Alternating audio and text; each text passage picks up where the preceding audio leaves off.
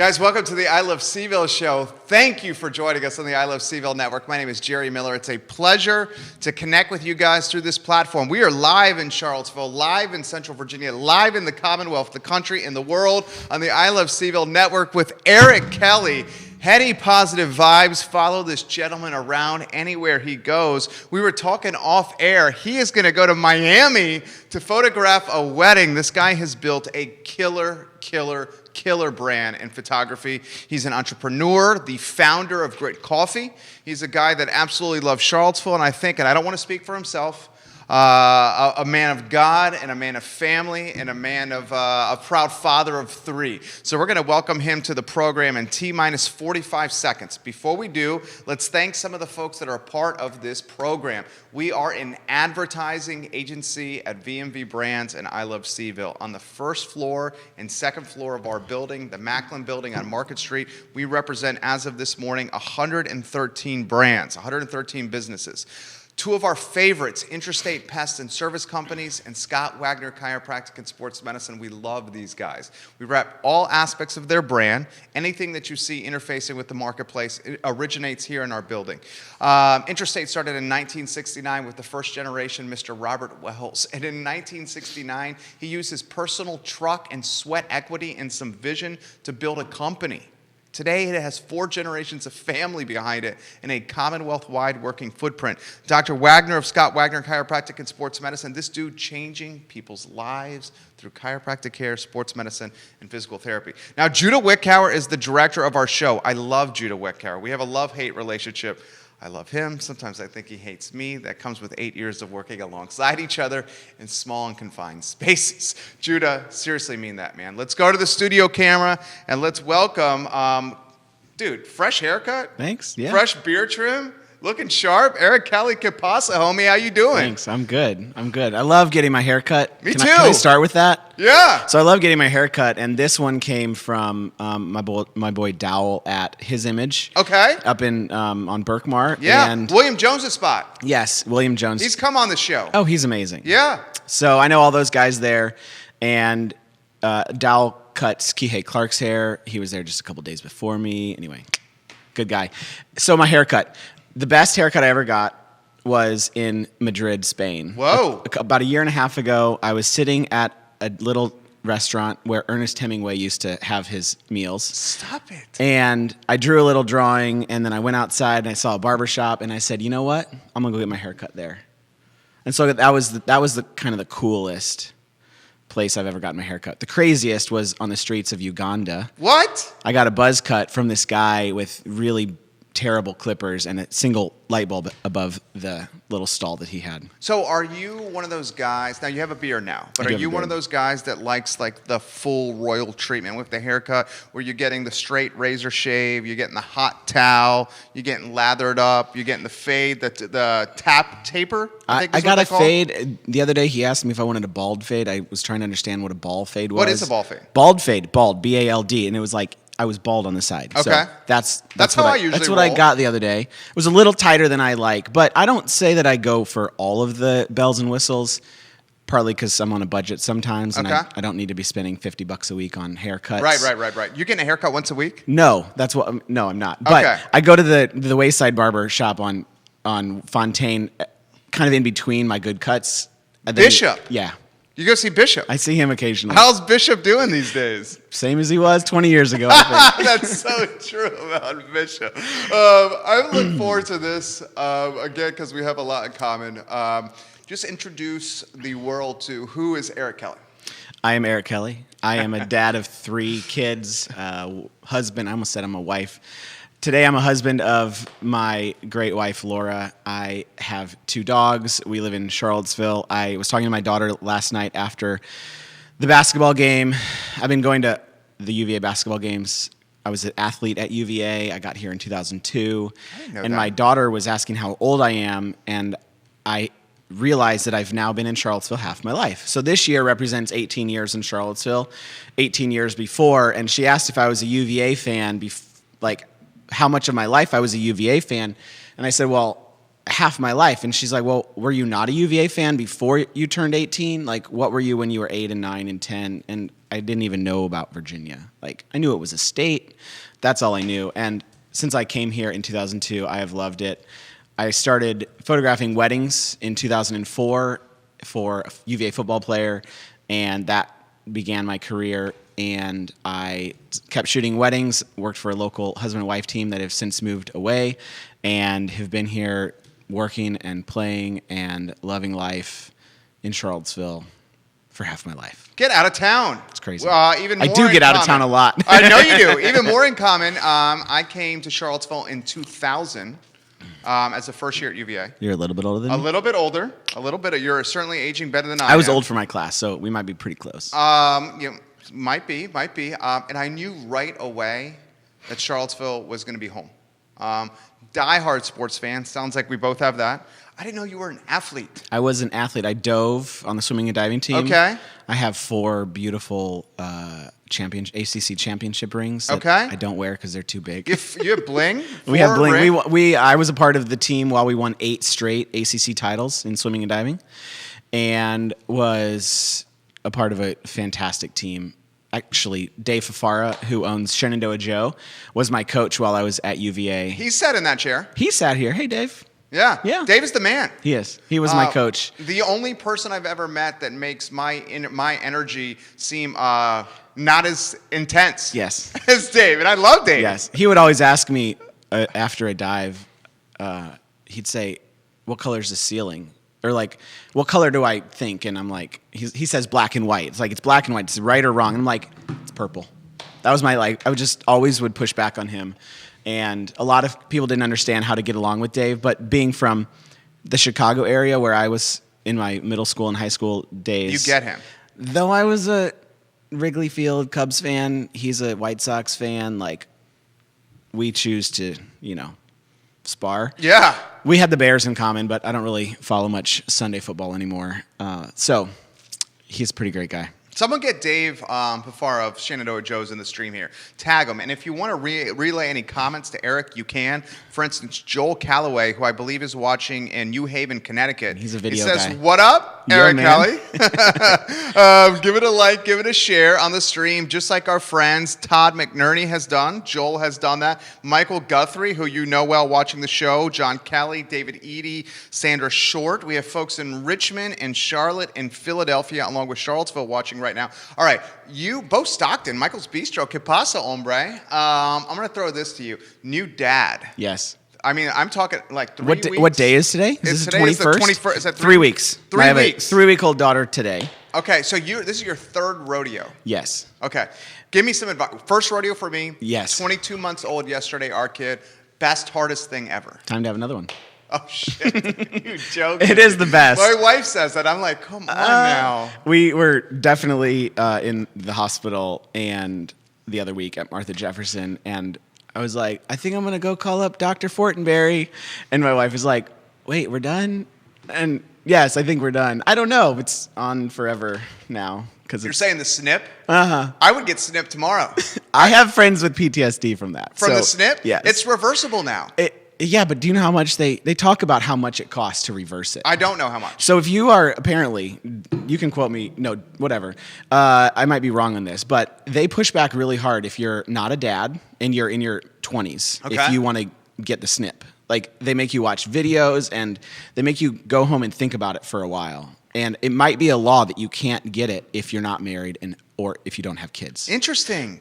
Don't quote me, but there were some interesting dynamics at play in the office when I was there, even though I was in my 30s when I went. I did go talk to him because 2 years ago I thought we were done, and then I said, yes, let's do it. And then my wife said, yes, let's do it. And you know what happens?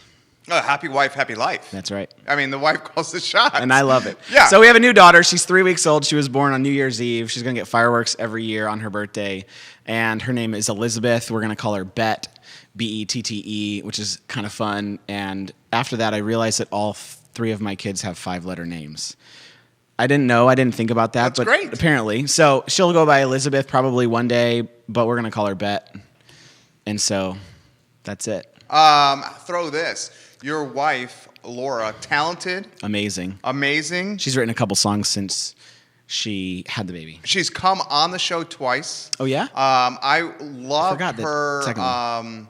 courage of showcasing vulnerability in her lyrics. It Which was song moving. did she sing? I don't know them off the top of my head, but I do know that when she was singing here, everybody in the studio, along with the band, like Michael Clem, Oh, yeah. we were taken aback. So I'm going to throw this to you here. Yes. How is Mama doing? Mama is doing great. Okay. She has been a champion. She's beginning up during the night time to do all the feedings because, babies like to eat every minute and a half. Right. So she's been fantastic. I have been home for the last couple of weeks. Actually, I've been home for a month now, in between my wedding work, which starts up again in Miami in a couple of weeks.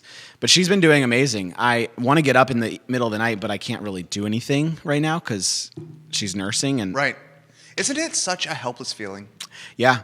So she's like, you should sleep because you have stuff to do during the day, and better for one of us to be available to Okay, get up and make lunch for the kids. That is literally what my wife said to me as well. And Yeah. then I felt guilty doing that.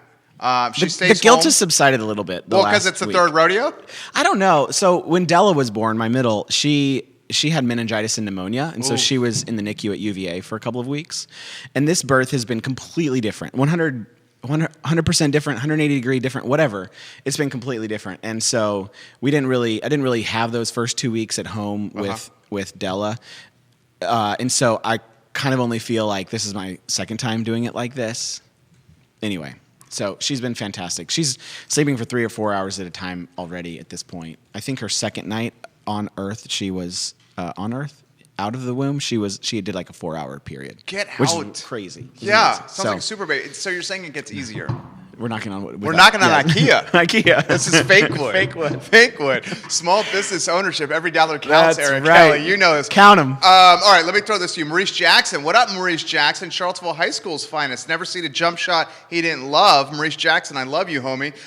Kate Greer Martin says, Oh, yeah. Eric and Laura Kelley, a power couple. Dick Kelley. Who's Dick Kelley? That's my father. Dick Kelley's is watching right now. Proud dad watching the program as we That's speak. right.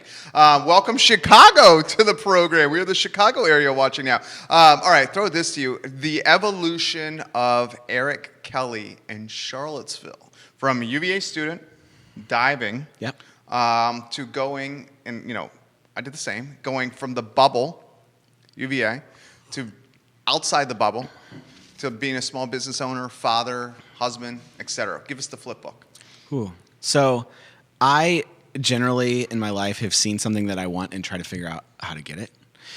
So I got to UVA. I didn't even know that UVA existed until 9 months before I came, maybe a year before I came, when I was being recruited for my diving prowess. And is that the right word? Yeah, Great. That's So a great use of that I word. was recruited by several schools, and UVA piqued my interest when a friend at school in Illinois came for a visit here. She didn't end up getting in. She went to Duke. She's great. She's fine. She's a friend. She went to Duke, and I got into Virginia, and I said, I'm going to Virginia. And so I figured out how to make that happen. I dove here for all 4 years. My first football game, I was in the front row with my swimming buddies, and I saw the people running around the sidelines, and I was like, I want to go photograph down there, because I had done photography in high school, and I was... What, like the Andrew Shirtlifts of the world? Yeah, Andrew Okay. Shirtley, he was there, Jack Okay. Looney, Dan Addison. Yeah, the big time guys. Yes, the big time guys, Yeah. their big lenses and their big cameras. And so I went to my I went to my RA in my Dunnington dorm, and I said, hey, how do I get into the yearbook? And so he put me in touch with somebody at the yearbook, and I messaged them or call. I don't even know what I did. Maybe I remember being in College Inn at dinner with them. With the other 977-2710. Is that it? Yeah. The phone number? And so I was at dinner with them talking about what was on the schedule for the next week. I said, I only want to do sports. I don't want to do parties at whatever. I don't want to do like little life stuff. I want Yeah. to do sports. Okay. And so we were shooting film, like Kodak film, and they gave me a camera and a lens and film, and they said, okay, have fun at the football game. Awesome. So I think the second home game in 2002, I was photographing on the sidelines. That's sick. None of the pictures came out I didn't know anything about it. I was asking the guys on the sideline what I was supposed to put my camera settings on.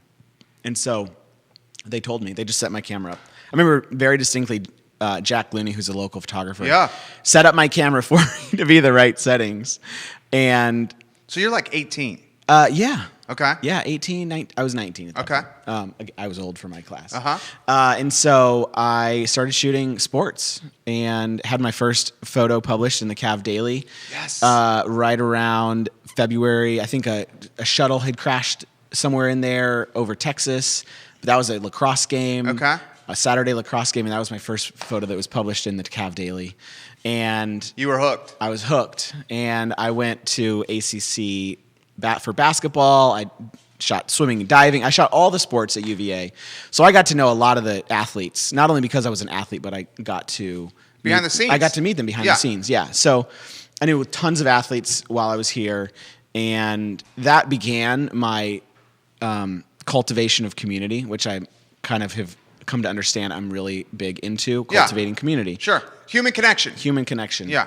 And so I totally see it. I feel it. So I did that. I went to the art department not knowing how I was going to do, like, I didn't know what I was going to study. I didn't know how I was going to do my photography, but I wanted to do it. I happened into the art department, and Bill Wiley was there, and he was having trouble making a thumbnail sheet with some of his photos. So I did it for him, and he's like, you could definitely be in the class. So I came back a little while later, and I had an interview, and the interview with the person taking over during his sabbatical didn't really jive with me, and I left, and I was walking down the lawn, and I was like, I'm never gonna make it. I'm gonna leave this place.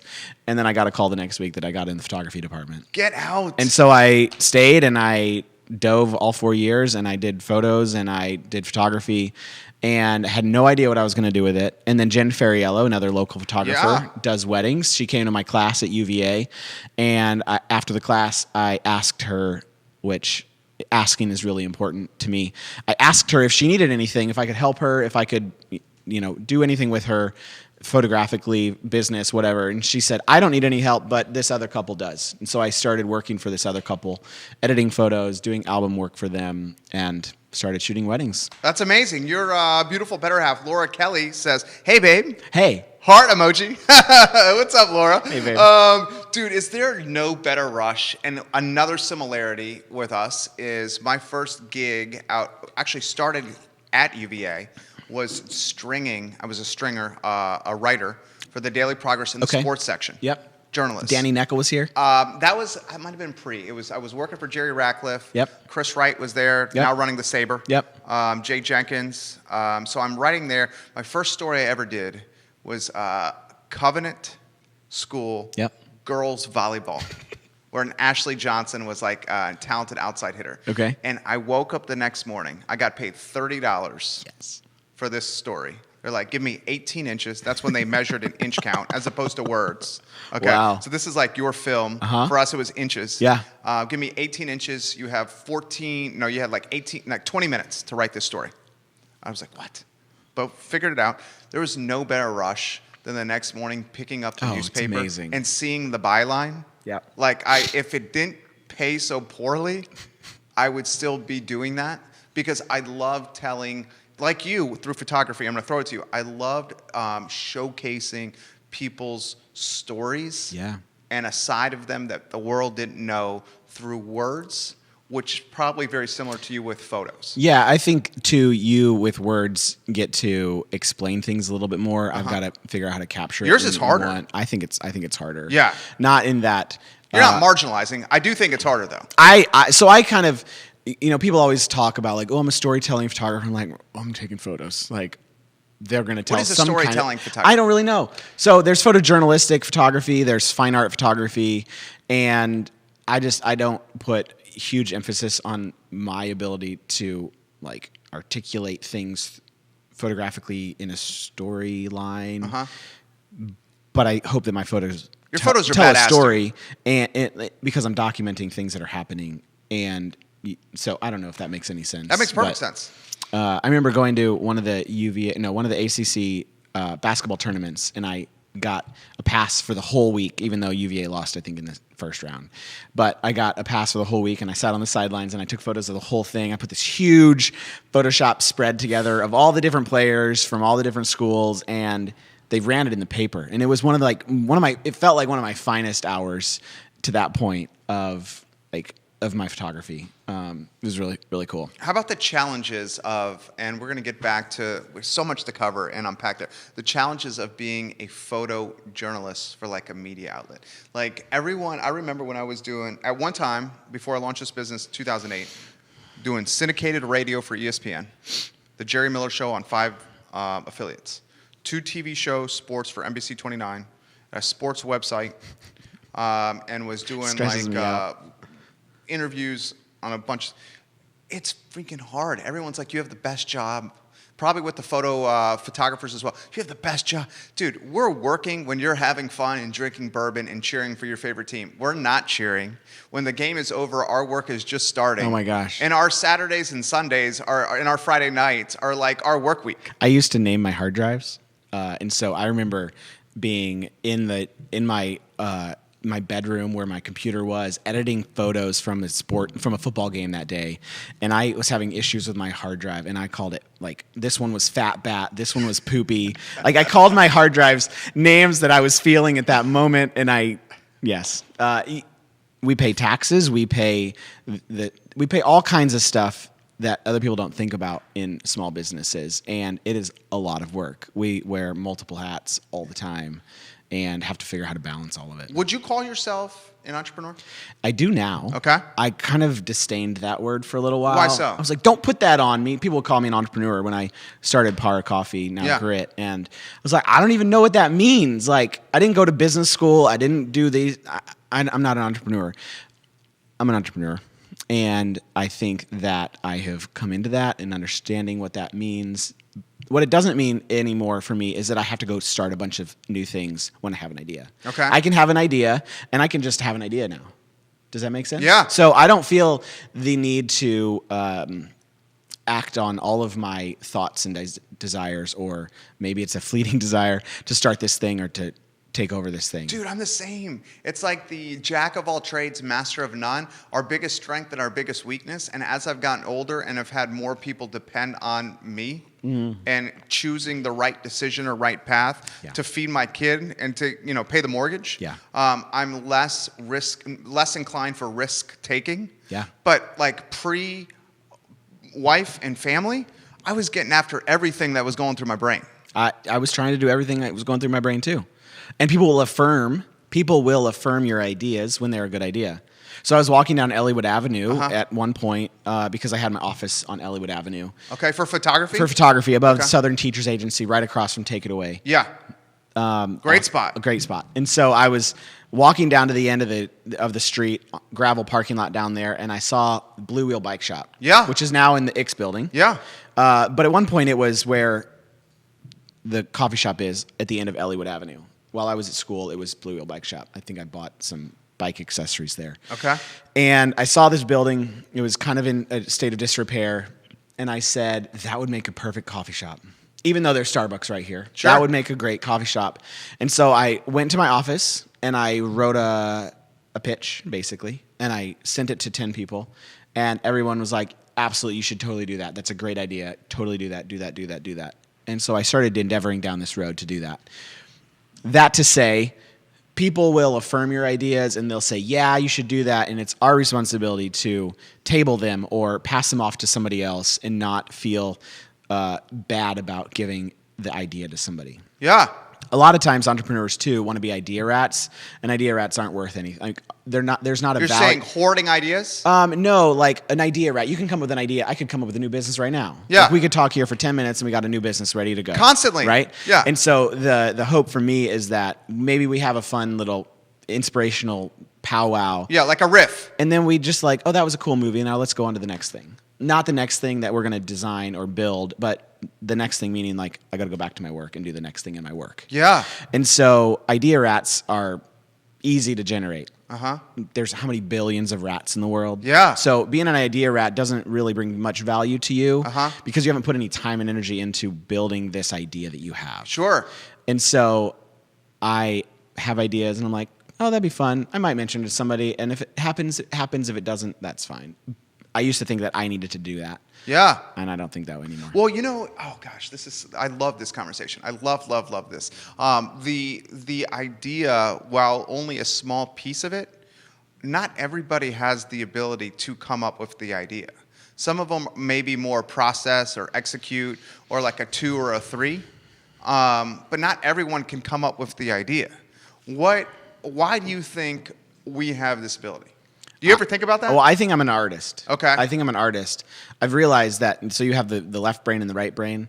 I generally spend most of my time right here. Like I can feel my wheels turning right here most of the time while I'm thinking about things, but I would say that I'm an artist, and I think artists create things often, or they're adding to a piece that they're building. And so I think that lots of things inspire me, and my mind just goes all over the place. I used to not know how to channel that. And a couple of years ago, I had said that I'm afraid of reading because I don't really know where to channel the ideas that I get from the thoughts that I have while I'm reading a book. Yeah. Or I'm afraid to go watch cool movies because I'm inspired by these movies. I don't really know how to channel that energy.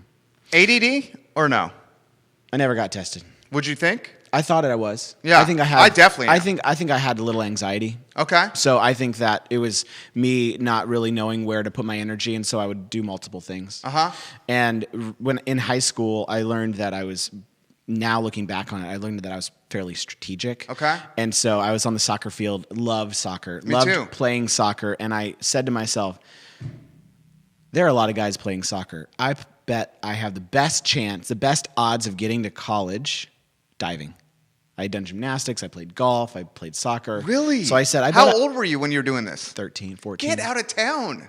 So in high school, I was in 8th grade because I was needing to decide where I was going to go to high school. Okay. And so my school didn't have a diving team. And so I said, I talked to my parents and we discussed it. And rather than going the public school route and starting in an already existent system, we decided to stay at my private school and started swimming and diving team.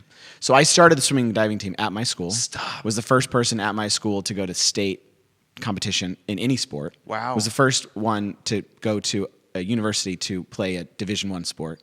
And so I started this, and the swimming and diving team is still going. Get out. Yeah. That's legacy. And they've had lots of other kids go do lots of other sports at other schools. But I was the first to start the swimming and diving team, and I was the first to go to a D1 school to play athletics. A 13-year-old with that analytical mindset or that forecasting ability? I don't know. I didn't really vision. I didn't really understand it until the last couple of years. And so it makes more sense to me how strategic I have been in my life and see like, oh, I want to go do this. The goal was to go to college. Right. The goal was to get out of always where taking I the lived. right, or most of the time taking the right road at the crossroads. Because can you think about how different your life would have been if you had not have gone diving and had still played soccer? You may not be a photographer, may not have met your wife. Yeah. I mean, do you ever think about that? I don't really think about that. No? Very often. Okay. I might now for a little while, but I'll probably put it away because I think that I've made really good decisions and I love where I am right now. Yeah. And so I don't feel like it'll do me any good to like think back like, oh, we watched Scrooge. We went to we were in Minneapolis for Christmas and we went to see Scrooge and like you got the ghost of Christmas past and present and future and like all those things that like where he was in the past. I'm like, I'm going to leave that there for now. You're getting a lot of props. Laura Mendoza's watching the program. He's the co-owner of Lampo and awesome. Prime 109. He says, I had the pleasure of meeting Eric just last week. I got the Patty papers. Great to see you on here, Eric Kelley. James Watson, welcome to the program. The owner of Take It Away, who you just mentioned, Tom Bowe, watching the program right now, giving you some props. Clark Walker. Yeah, buddy. Watching the program. Clark Walker, we need to get you on here. A coach at one time at UVA. I think also at one time affiliated with the coveted school, right? Still, Coach? yeah. Still? So he was part of the basketball team, the basketball program at UVA. I think while he was at UVA also. And then he did some coaching with the UVA basketball team, I don't know, a decade ago. He had arguably one of the coolest engagements ever. In JPJ. I saw it. I saw it on Facebook too. Proposed 10 to years his ago. wife 10 years ago, I think. at John Paul Jones Arena. Coach Bennett hooked it up. Had like a white tablecloth linen setup. Clark did. That's sick. Yeah, and our friends, John and Lauren Thompson, who had gotten married, I think a year prior, 2 years prior to when Clark got married, came and played music for them on the floor at JPJ. So Clark is still at Covenant. Clark says you're a coaching. handsome dude. Me or you? You. He's talking about you, not me. You're the one aging well. Thanks, Clark. So he's the basketball coach at Covenant. He was the athletics director for a little while and has since gone on to doing other things, but he's still coaching at Covenant. I love it. And he actually hooked me up with some basketball tickets last night. I love it. You're Thanks, getting Clark. props. I didn't know this. David Schoenberg. Yep. Please Radar. mention that Eric Kelley was the UVA record holder at one time at platform diving. Yeah, so like I said, I started the diving team, swimming and diving at my high school. I was also the first diver at the UVA to compete in the platform, the 10-meter platform. And so I had the record for a little while, and that record has since gone away. It was never on the record board because we divers didn't have a record board up with the swimming record board. So it was never, I didn't get my big magnet. Can you figure that out for me, Was Dave? Jack Carrig on the diving team or Jack and Joe? This is a little bit before your time. Joe, there was a Joe. What last my name? gosh, Joe. Joe P. is Yes, Joe P. Yes, Joe. I don't know. Joe. What's Joe's last name? I'll figure that out. Joe. Sorry. He used to play in a band with my buddy Tom Yes. Daly. Also Yes. a He would. photographer. I watched him on my recruiting trip. Yeah. Right outside the field, Mad Bull. He was Yeah. playing there, and then we went out and we watched Guster. This is like 5 degrees or 6 degrees of Kevin We Bacon were here hanging with out. The two of us, I know. We were like a degree apart. Clark Walker, thank you. He says both of you. I appreciate that, Oh, Clark thanks. Walker. All right, let me throw this to you here.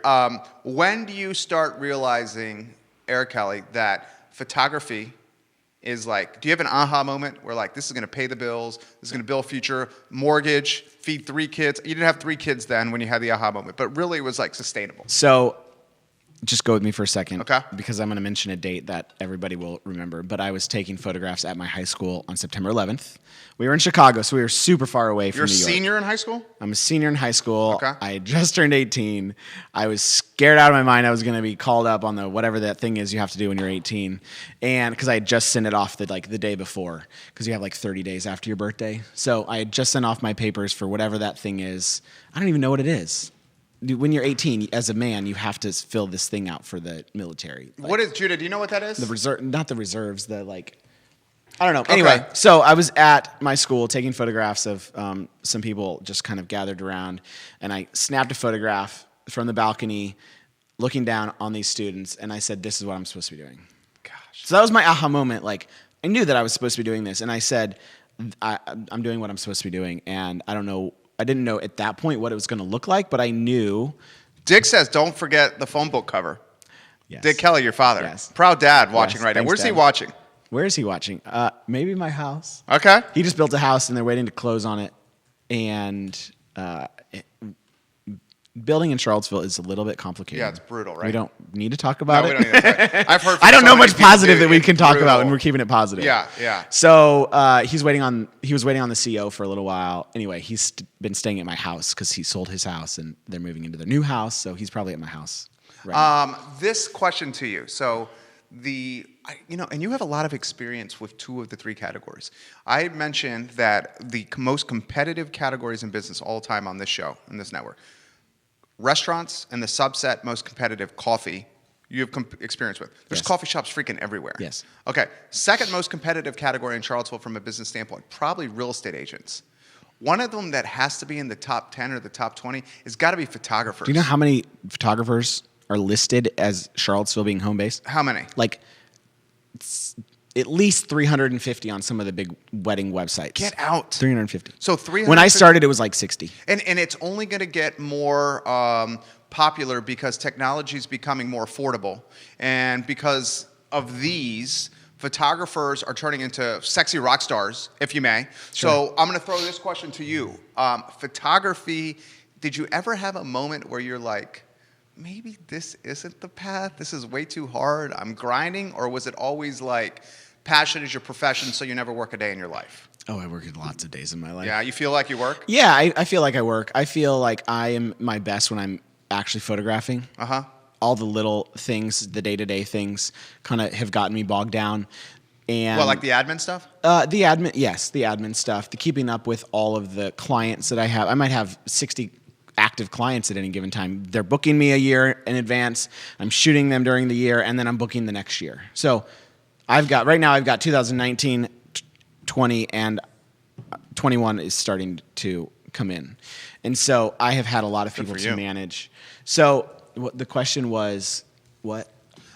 Photography, as far as like, if I liked it. Did you think go pair a coffee and go down the coffee road ever and piece out of photography, or do it as a side hustle? So I thought I would start Para and it would pay for my kids' education down the road. That's what I thought it would do. I didn't do it in a way. I didn't have a lot of funding to start it. I didn't have a lot of capital when I started it. So I call it grassroots. Yeah, you bootstrapped it. I bootstrapped it. Okay. I was in there. You were grinding. I was literally. I was pulling out all the like I totally gutted it myself and had friends that helped, and started it on our own. And I think that I always looked at that as kind of a side thing, but didn't realize how much legwork it was going to take to get it to the place where it needed to go. Really well without me. And so I was constantly doing photography while I was doing that. When I was in college, I said, one day I'm going to shoot for National Geographic. So if you have any connections with National Geographic or anybody knows anybody, I'd love to go on one assignment in my life for them. I think that would be phenomenal. And so that's that was on my list of things that I wanted to accomplish in my life. And there's really only a couple things left on my kind of like bubble chart list that I made while I was in college of things that I wanted to do, and it was start a bookstore, which is completely off my list. Thank you. And thank goodness. And two, I wanted to shoot for National Geographic. All the other things that were on there, I've done. You could totally do that. Yeah, so I've met with some of the people that I know do National Geographic. I simply haven't gone that route. I didn't know that I would be in the wedding photography world from day one. I thought that I would go the more humanitarian route in traveling across the globe, sure, shooting things, and less of the luxury wedding sphere, which because you in really, and I'm loving. Have built a killer brand in that niche. And that's and a lot of photographers' goal is to get into that stratosphere. Yeah, so I saw like I did when I was on the soccer field. I saw that there were people shooting these weddings. I was like, who's shooting the royal weddings? Like, who's shooting these Vogue? These superstar weddings, and so we figured out who was shooting that, and then we kind of analyzed what we need to do to get there, and so that was what we did. And so we've worked really hard. It's not to say like, "Ooh, we just did it." And it's crazy. I'm going to throw this out there, and I know this firsthand from family. My family's from Long Island. My wife's family is from Long Island, and they anticipated that their daughter, my wife, was going to be married somewhere in Long Island, the city. They're from Southampton, over there. So they're like, we're saving. The price tags on Long Island weddings are obscene. I did too this year. Okay, so you know firsthand. Yeah. Obscene.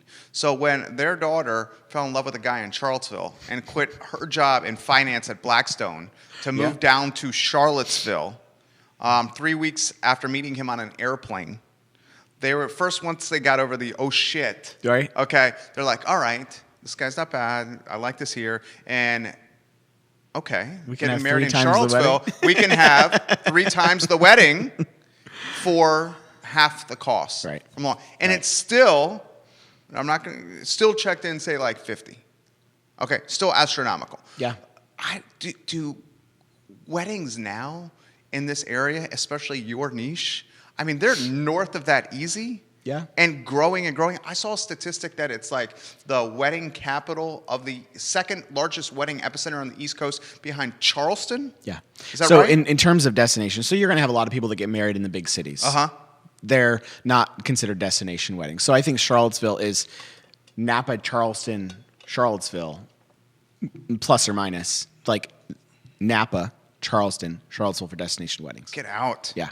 Really? Tons of people coming back here for weddings. So you're launching a photography business at the same time that Charlottesville is becoming a destination epicenter nationally. Talk about fortuitous. Yeah, and I think that Lynn Easton and Dean Andrews, Pippin Hill, who own Pippin Hill, who own Red Pump, who own a hotel in Charleston, taking it to another level. I think they helped take it to another level, and we owe a lot of what has happened in Charlottesville to what they did. Give me a snapshot. Give me some insight on that. I love to learn. So In which part? Like, how are they taking it to another stratosphere? I mean, they built an amazing venue in Pippin Hill Uh-huh. and created something that people desired. And I mean, who doesn't want to get married in a vineyard? Who doesn't want to get married with a beautiful view? They did both of them. And so they created a really desirable place for weddings to happen. Alongside of, you've got the Veritas and the King family that has equally a phenomenal view and a place to have weddings. And so they just came alongside it. The thing that Lynn had was that she had been in the wedding industry for however many years prior to this designing of Pippin Hill. And so what she was able to do was bring in vendors from outside of Charlottesville to work on some of the weddings with her in the area, and that elevated the brand of Charlottesville. And so that was, in my opinion, one of the biggest reasons why Charlottesville rose.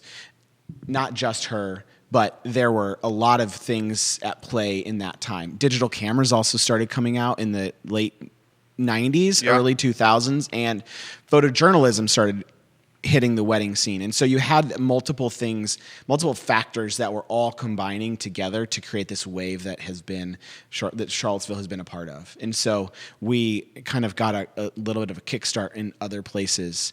And now I have wedding photography friends who are starting venues, which is awesome. Really? For their long-term goals. So they're talking about some vertical integration here. Yeah, and they want to get out of photography eventually. Because of the grind? Because it's a grind, yeah. I mean, I was gone 26 weekends last year. 26 weekends? Do you know how many weekends are in a year? Yeah, I do. Yeah. I do. That's half the year. Yeah. Okay, let me throw this to you. So gone, you mean out of market weddings? I had 26 weddings last year, and I did 3 of them in Charlottesville. Stop. So, but when I started in 04, 05, 06, 07, 8 through 11 and 12, I was doing 35 weddings in Charlottesville. Right. And then I started building.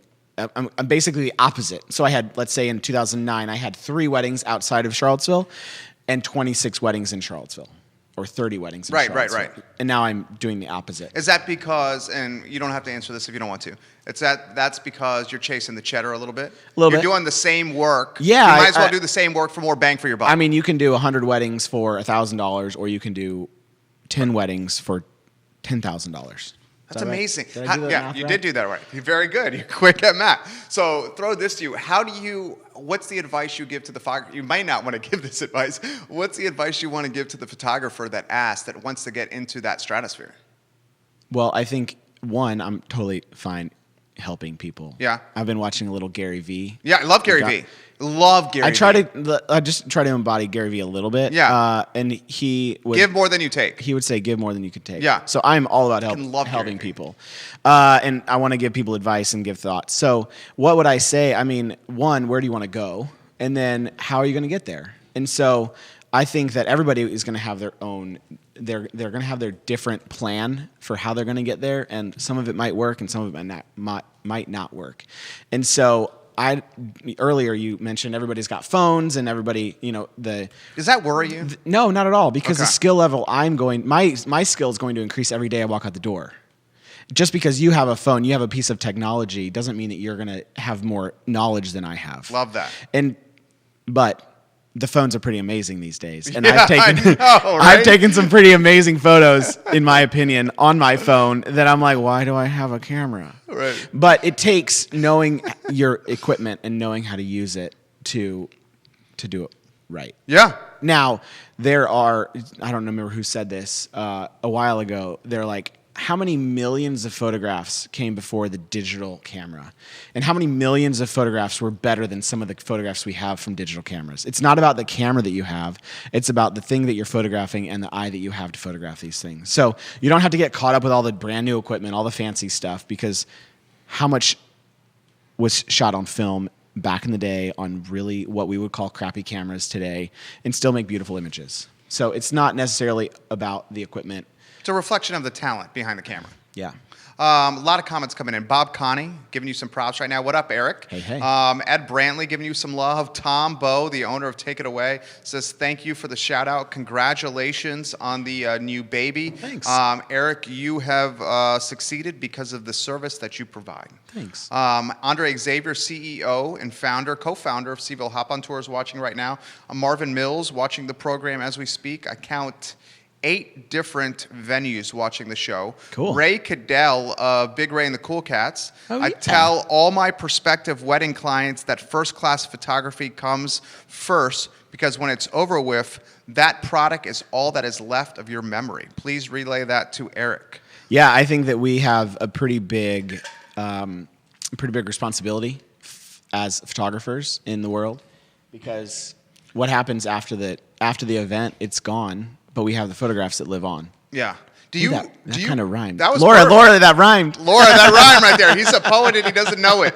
Let me throw this to you. With the mistake we made with our wedding, and our wedding was marvelous. It was fantastic.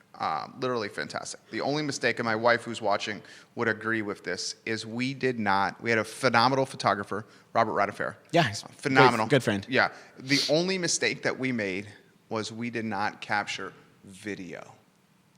We have beautiful stills. We didn't go video, and we regret that. Do you ever consider, as a photographer, getting into the videography space? Not at all. Okay, is it just too much? I would not say that it's too much, but I would say that... Can't the Eric Kelley brand have a beautiful photographer or videographer under it? I could. And then it's just a Does value prop? Does Louis Vuitton make cars? Okay, that's a good counter. I mean, that's a good counterpoint. But does Tiffany and Company make nachos? No, but that's a little out of the compared to videography and Yes, photography. I would say that they're phenomenal. Sorry, maybe those are bad examples, but I would say that I've gone very niche in what I create, and there are other people that have gone very niche in The what videography they have done. space. I mean, Joel Calloway was on here at the very beginning. He's a video guy, and there are tons of people out there that are wanting to get into video just as much as people are wanting to get into photography. And so I think that I would be doing a disservice to my clients if I started trying to add something else. And do you feel like it I would rather marginalize your brand or erode your brand? Maybe a little bit, but Yeah. I would rather elevate somebody else's brand. So one of the things that I'm doing is building a company called Referral Network. Okay. And so it's very much in the early stages. I've had some conversations with some local folks about how I can grow this, and do I need funding, or can I self make it? And one of the things that I want to do with it is, you're going to call me and you're going to ask me if I know anybody in this area. And I'm going to say, actually, I know 4 videographers, and they are in this price. They're in 4 different price ranges because of their experience. And Organized word of mouth. Yeah. And so, would you rather go to Angie's List and find somebody that has reviews, or would you rather go to somebody that Who's you know trusted. that's trusted? Yeah. Like, I'm going to go to you and ask for somebody to do my branding. Oh, you're going to say, I can do this, or I can do your marketing or whatever. But if I ask you, do you have a plumber that I can use? Because I actually need a plumber right now. You would say, I might have a guy. Let me go look in my phone or think through it. But what if you had a folder in your referral network where you're like, oh yeah, I used this plumber and he was great, and I'm like, just call him. The referral network. So I just said plumber. I just said plumber, but I'm thinking video or photo or whatever. Service. So the CVille Weekly did an article, the CVille wedding thing just did an article, or they did an article last year on my referral network that I'm building. And I've started with wedding photography because it's small enough niche. And so people call me all the time like, hey, can you do my wedding? And our budget is this, or the date is this, and I'm either available or not available. And we're either in the same budget, price range, or not. And so if I can find somebody that I can tee up for them and say, hey, Jerry's great and he's in your budget, like, you should call him. And you get a percentage. Sometimes that works and sometimes it doesn't, but more often than not, people are willing to give a small percentage of what they make because you're able to pass them off a job that they can book, and Laura says, but honey, Louis Vuitton just bought Tiffany and Company. Oh. Thank you, Laura Kelley. So I could buy a video company is what you're saying. I think she's got the entrepreneurial bug too. Right. Missy Thompson, from high school yearbook to photographer to today, we had no doubt you would be successful, Eric Kelley. Oh, thanks, Missy. Laura Kelley just put in the stream a link to the referral network. Thank you, Laura Kelley. Jacqueline Greiger from BBQ Exchange. She was our catering coordinator for our wedding. She's absolutely amazing. She is. Give it a like, give it a share on any of the streams you're watching. 10 venues now watching the program. Venues are huge in that referral stream. Oh my gosh. By the way, one of the biggest things that I have done that has helped my career is work with phenomenal venues. Sure. Not only planners and designers, but Where do couples go first? They try to find a place where They go to the get venue. married. Well, interestingly, and you obviously know this, you know well more about this than I do, but in like Long Island, where my wife's from, they're like the wedding factories, where you go to one spot, it's full service, they give you everything. You know, so there's no choices. They got the caterer, the photographer, everything. Do you see that evolve coming down here, or the venue's too custom that we wouldn't get to that point? And how could that potentially impact the photography business if the venue is the conduit for all the services associated with the wedding? Yeah, I don't think that that's going to come down here. No? I think that is a very low tier scheme. Yeah. Scheme. I don't know if scheme is the right word, but I'd say business model. I don't a low tier business model. I would Yeah. not say that you're going to hit more luxury, more an elevated brand if you do that. Okay. And that's one of the reasons why I don't offer other services. Gotcha. I don't do design. I don't do florals. I don't do anything. I do my photography. And because there are amazing people that do all these other things. There are some companies out there that have video and have photo and have But you obviously, and I'm playing devil's advocate with you for the sake of a show. Sure. You obviously have gotten because you're an entrepreneur. You admittedly. Yeah. You obviously. I am an entrepreneur. Right. And this is what happens with me. Okay. So how I bought this building is so many people came to me and said, Jerry, you know about office space. Eventually, when so many people are asking you about office space as an entrepreneur, you try to solve the problem. Absolutely. Solve the knock on the door, the opportunity. So that's what I did here. Yeah. We have 24 tenants here. So with you obviously have gotten so many people, customers. Who else can be a videographer? Who else can do florals? Who else can do makeup? Who else can do lighting? That you created the referral network because of the knocking on the door. Yes.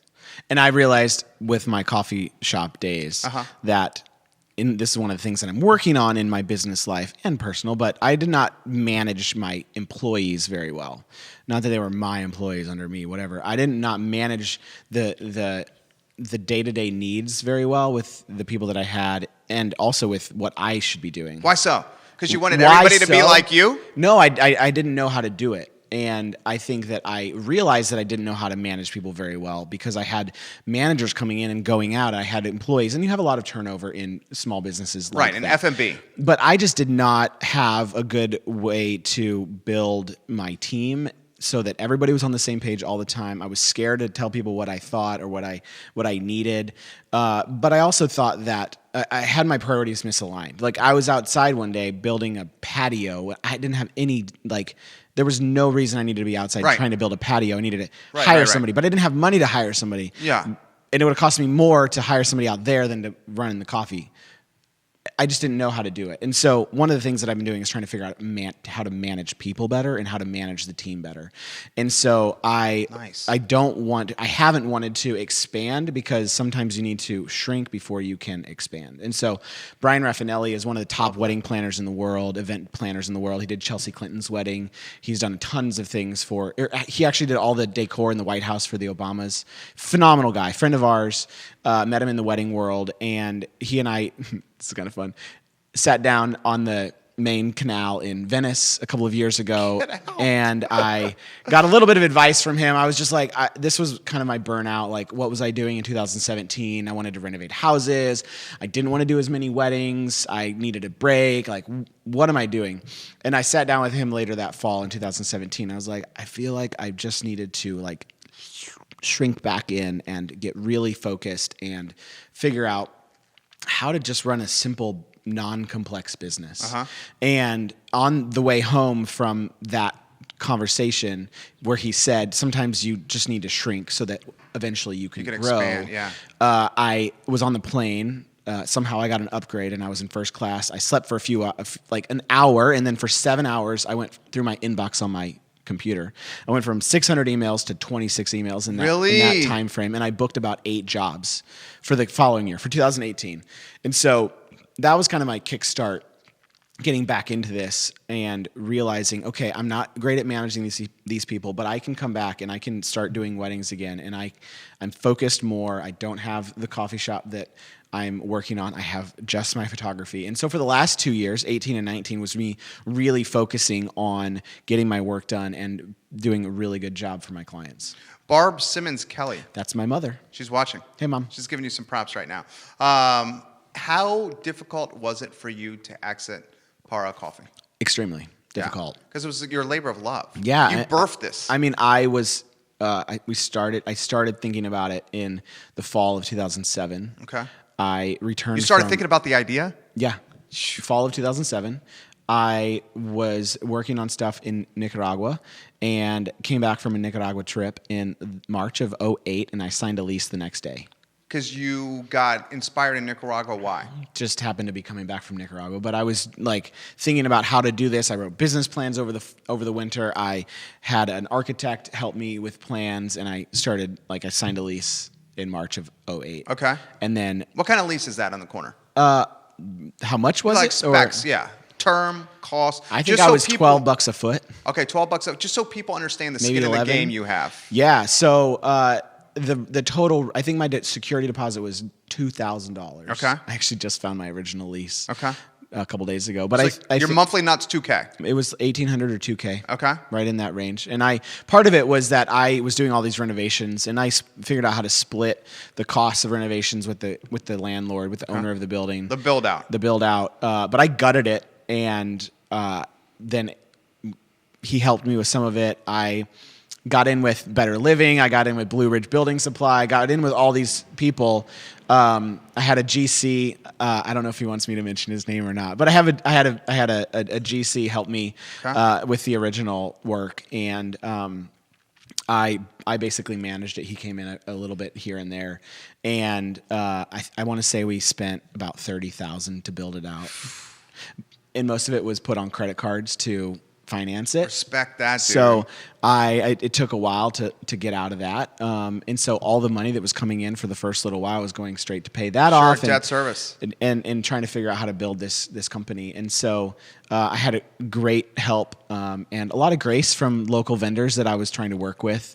And we just huffed it every day. Was this during your time with Laura? Pre, post, in the middle? Where? Launching this coffee with shop. Laura. Yeah, so we got engaged in June of 2008. Okay. And we got married in December of 2008. And we opened on September 11th, 2008.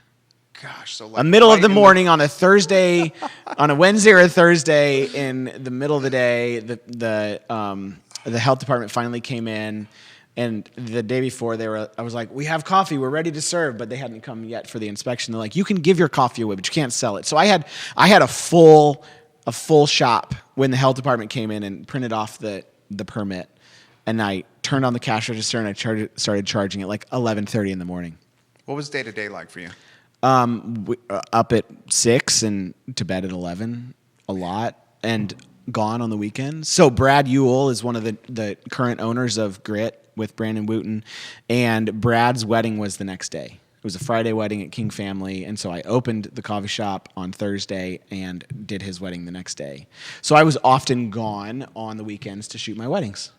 And so we had managers that were helping. Laura did a ton of work in the coffee shop behind the counter, making drinks and ringing people up and trying to figure out how to do this. We had an art show while we were in the middle of drywalling the shop because we thought we would be open by then, and we weren't. And renovations take a lot longer than you think they're going to take. They never meet especially when you're projections. 24 and New to GCing something. Yeah. All right, so this has been a fabulous interview. We're 62 minutes in to this interview. Laura says I was 23 and you had just turned 25. Those were the days. Yes. Barb says, hi, Jerry and Eric. I'm loving this. That's Ma Dukes right there. There you go. We're not going to get to all these comments. There's so many. If I do not get to the comment, it's not like I can't read it. Just we're running out of time here. Sorry. I talk a lot. Bro, no, this has been fabulous. Sorry, sorry. Absolutely fabulous. Exiting the business. Yes. So I was simultaneously photographing weddings around the country. You don't have enough time, right? I didn't have enough time, and I was letting everybody down. I was letting my family down. I was letting my clients down. I was letting Brad and Brandon down. I was letting everybody down, and I was like, I can't do this. And they kind of came to me, and as I was just falling down. And so in the beginning of 2014, we had one shop. We had, let's say, 4 employees. And by the end of 2014, we had 4 shops and 24 employees. Amazing. Just saying those numbers because it sounds kind of good. From 4 roundabout. And during that time, we had huge growth. partly because we really wanted to grow and some opportunities came our way. Tony from Cafe Cubano wanted to head out. He lives 3 doors down from me. Oh, that's awesome. In Redfield. Say hey to him for me. I will. Love Tony. And then the shop in Old Trail, she was going through some things that she wanted to exit. And so a couple of these opportunities came my way, and I was like, I think we'd be silly not to do these. But that meant that I was really, really pulled in every direction. And, oh, by the way, we had a 4-year-old and a 1-year-old.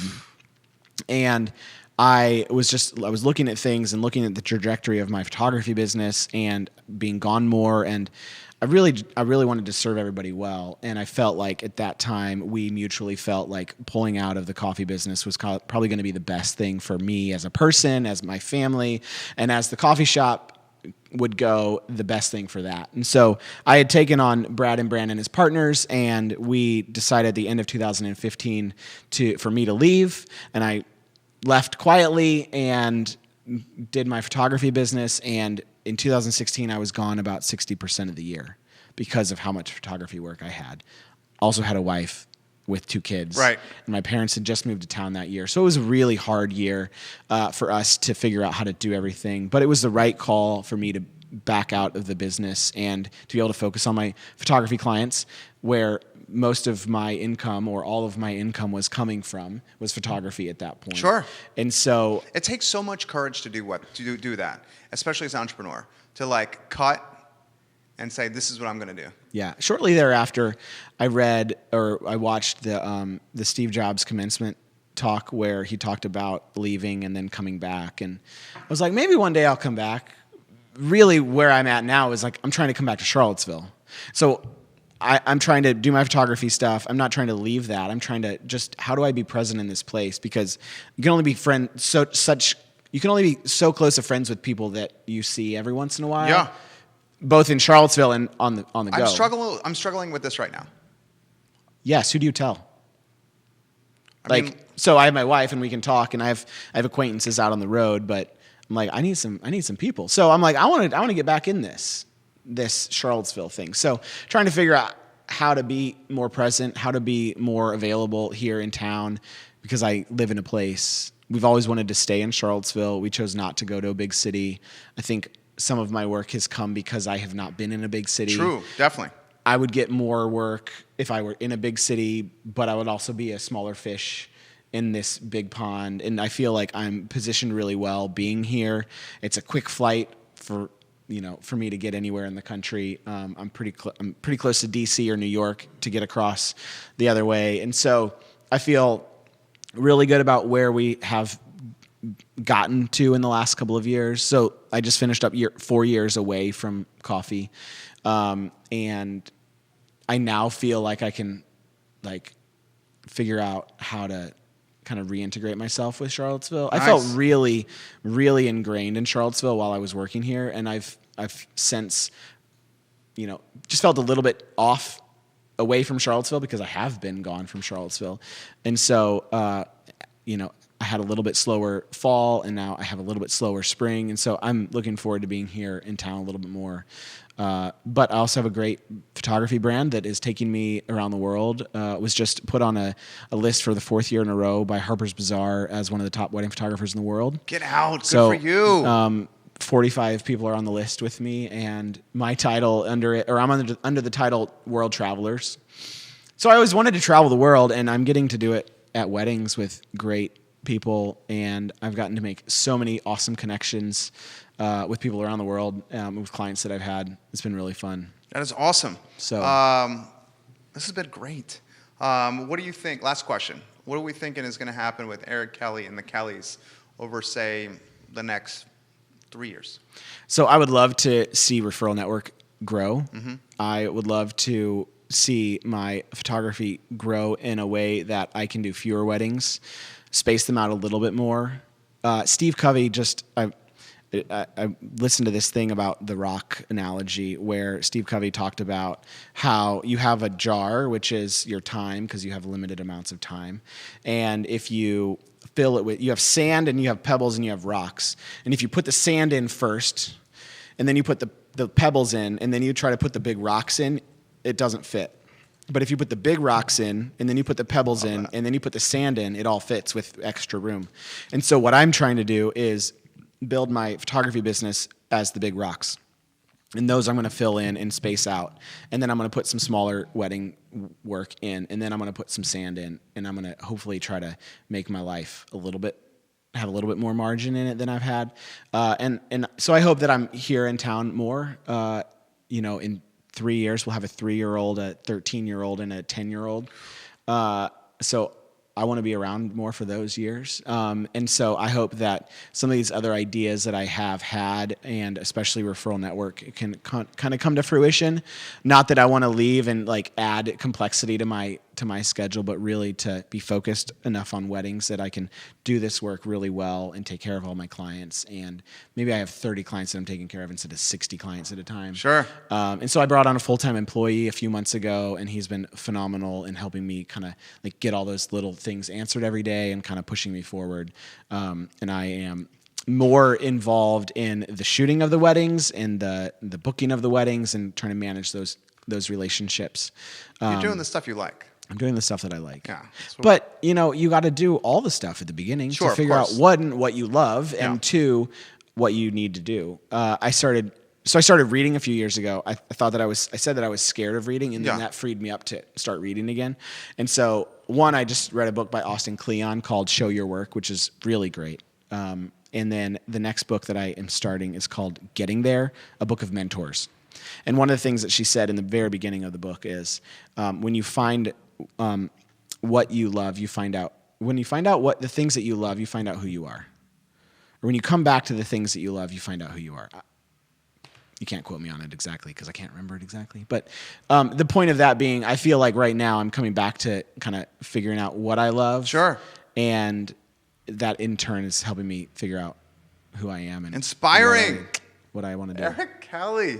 Oh, Ed Brantley has put this better than I can. Entertaining and informative interview. Thank you for streaming this. Eric Kelley, you were great. Thank you. Thank you. Yeah. Guys, this is what we're going to do with today's show. For those that are just tuning in, that are asking now and sending me DMs and texts of where we can do this, where they can find the whole interview. We'll archive the interview in totality on ilovecville.com. That's the audio and visual components of the interview. Judah, our director, he's going to strip the audio and turn it into a podcast. By close of business today, you can find that on iTunes and Apple Podcasts. We will take today's show and syndicate it across the I Love CVille network, which is 17 Facebook pages, 17 Twitter accounts, the third largest Instagram in the community, a daily e-newsletter that goes out to just over 120,000 inboxes at 11 a.m., and of course, our website, ilovecville.com, and our podcast channel. We close the program with the same message every single show, and we ask everybody that's watching to please embody the golden rule. Treat the folks that you come across in life how you want to be treated yourself. It's the golden rule. It's a simple concept on paper, but maybe not a concept that's not being actualized to the extent that it should. The golden rule. Tomorrow we have, who do we have on the show? I'm looking at my calendar really quickly. Tomorrow we have, comedians from the Charlottesville Comedy Club. That's fun. 3 comedians on the show, local, that are going to do some sketch comedy on the program. And then on Thursday, Eliza Whiteman, the founder of Fly Dog Yoga. And on Friday, Joe Lawler, who plays with the Dave Matthews Band, is going to do live music on the show on Friday. We got a killer lineup of guests. I'm Jerry Miller. It's the I Love CVille Show. Enjoy your afternoon. Dude, we just filled 70 minutes. It's easy. You're natural awesome. here. Thanks. Seriously. One of my next things that I want to do is podcast. So, with artists